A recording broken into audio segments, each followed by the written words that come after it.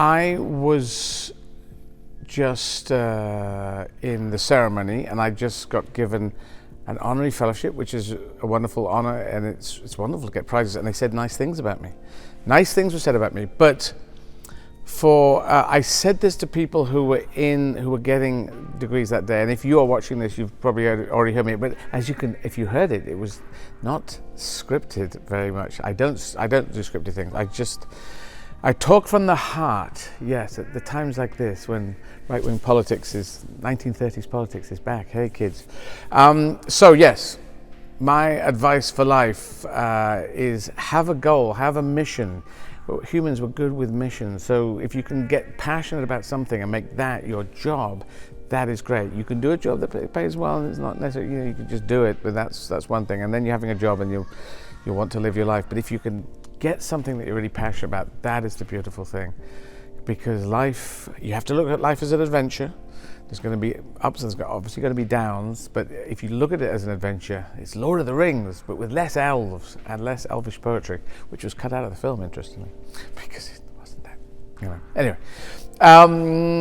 yeah, but I lived in Wales. I went to school in Wales, in Swansea, then in Porthcawl, and I started to dream about performing and acting, and so I've had this passion, and then I ran marathons through Wales, and I'm now performing in different languages, and I came out as transgender. You could do things with your life that you hadn't even thought were possible. We can all do more than we think we can do. That's what I have found in my life.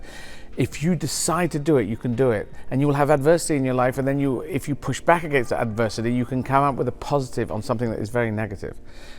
These are possible things. So if you see a negative thing, try and do not only a positive, but a double positive. That's my idea. That's my 10 penneth worth. Because if you do positive things, if we do live and let live, if you try and make things good for yourself, but then try and help other people to get up on their feet, that's the way the world's going to work. I think the 21st century, we're playing for everything. I think it's going to get very tough in this century, and we're playing for the whole of humanity. I think we have to try and make this a fair world for 7.5 billion people. We have to be heading in that direction. A number of people say, no, let's not head in that direction. Let's go backwards, stick our heads in the sand. Let's do racism and sexism again. Let's go back into the 1930s. So don't do that way.